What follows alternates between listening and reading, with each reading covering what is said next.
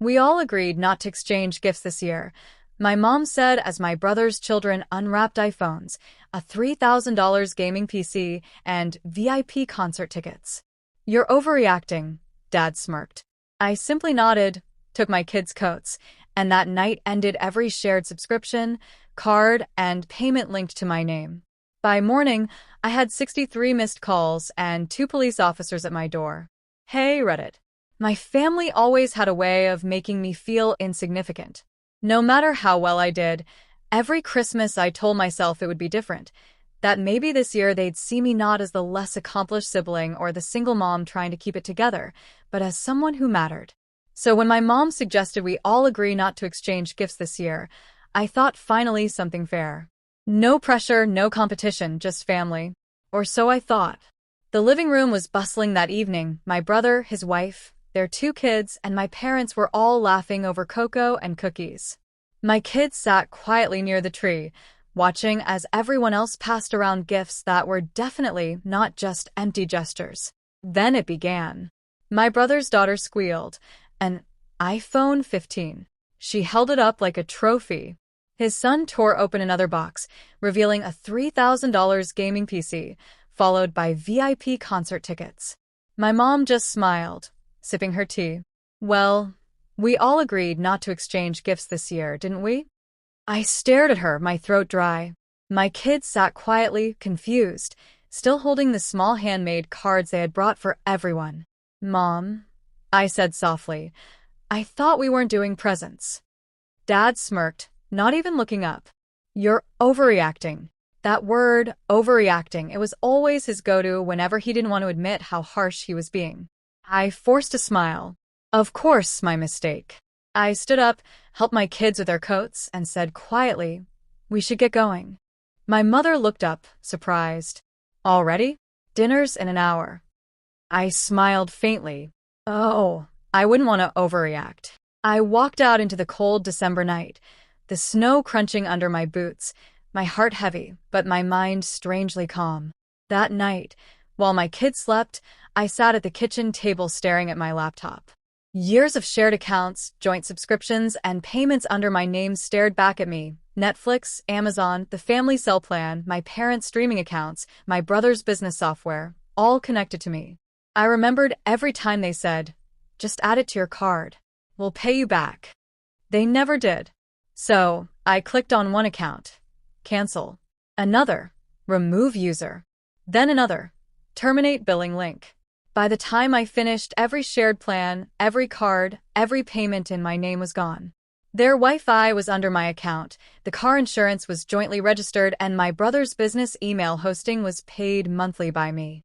By 1 a.m., I had severed every tie, every string that held me hostage. I turned off the laptop, took a deep breath, and whispered, Merry Christmas. By morning, my phone was buzzing with notifications. Missed calls, 12, then 25, then 63. The first voicemail was, Mom, honey, something's wrong with the accounts. Your father can't access anything.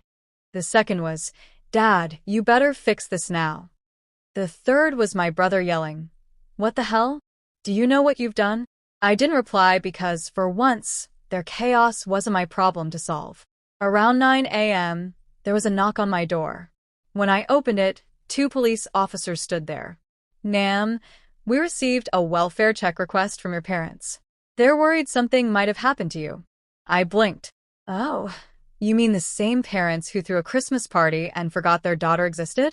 They exchanged uncertain glances. Ma'am, they just asked us to check in. I nodded. I'm fine. You can tell them that. One officer hesitated. They also mentioned their accounts were shut down. I smiled faintly. Oh, that must be a technical issue. He looked like he wanted to laugh, but refrained. All right, ma'am. Have a good day. And they left. That night, Mom called again. Her voice was quiet this time. I didn't realize you were so angry. I took a breath. I'm not angry, Mom.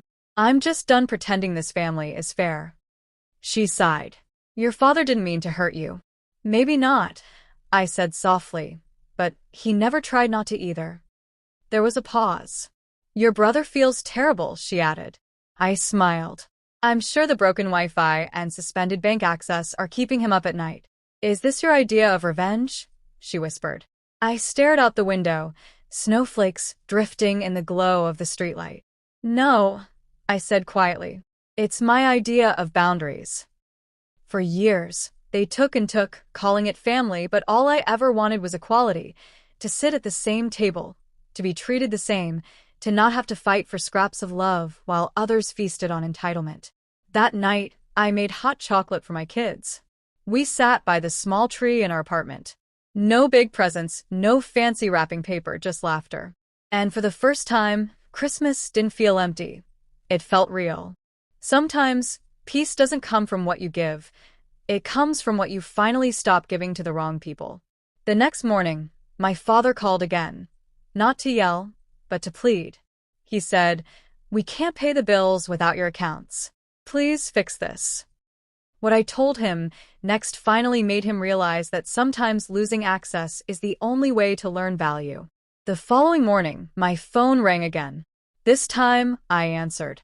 Dad's voice came through the line, sharp and hoarse, like a man who hadn't slept. "We can't pay the bills. The power company says the accounts are frozen." I took a slow sip of my coffee. "Well," I said calmly, "I guess you'll have to pay your own bills now." He went silent for a moment, then snapped. "Are you happy now? Is this your revenge?" I looked out the window. Snow was still falling. My kids were giggling in the next room, trying to build a paper snowman. "Revenge," I repeated softly. No, Dad. "It's accountability." He let out a bitter laugh. "You're punishing your family over Christmas gifts." "No," I said quietly. "I'm punishing myself for thinking I ever belonged in a family that only values money." He sighed heavily. "You've changed." I smiled faintly. "No, Dad. I just stopped apologizing for who I am." Then I hung up. A few hours later, Mom called. Her tone was soft, gentle in that guilty way she always used when she needed something. "Honey, your father's upset. Your brother's panicking. You've made your point. Can't we just move on?" I closed my eyes. That line, "Can't we just move on?" was their favorite escape route. Move on so they never had to say sorry. "Mom," I said carefully, "do you remember last Christmas when I couldn't afford gifts for my kids because I was still paying your credit card bill?" She fell silent. "And the year before that when I bought groceries for everyone because you said Dad's pension check hadn't cleared yet?" Still silence. "Mom," I continued, "I didn't do this to hurt you, did I?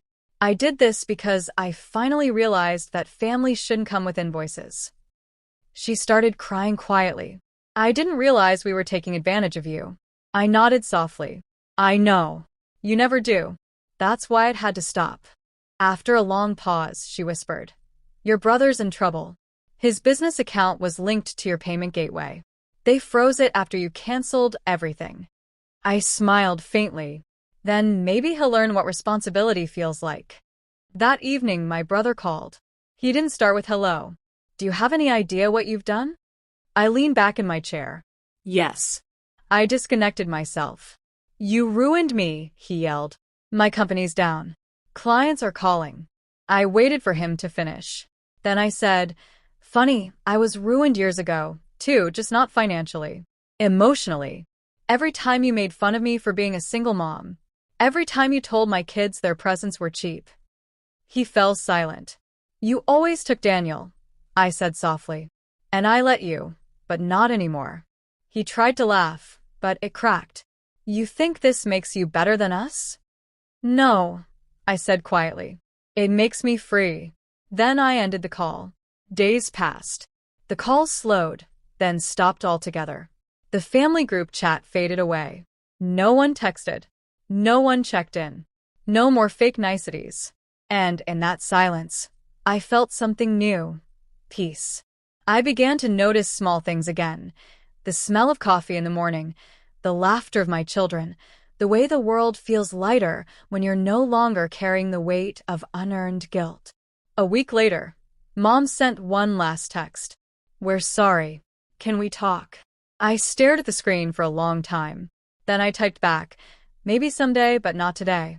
And I put my phone down. That night, I sat by the small tree again. No fancy gifts, no glittering paper, just me and my kids drinking cocoa, laughing about nothing. My daughter looked up at me and asked, "Mom, are we a real family?" I smiled. The realest kind. Because we don't have to prove it with presents. She giggled, and that sound, that pure, innocent laughter, was worth more than anything under any tree. Weeks later, Dad sent a card in the mail. Inside was a simple note written in his uneven handwriting. "You were right. Family isn't about money. I'm proud of you. Merry Christmas." I set it down gently. For once, there was no anger, no sarcasm, no guilt, just truth. And that was enough. I realized something then. Some lessons don't need to be shouted. They just need to be lived long enough for silence to do the teaching. Because sometimes the best gift you can give yourself is distance. And the best revenge is peace.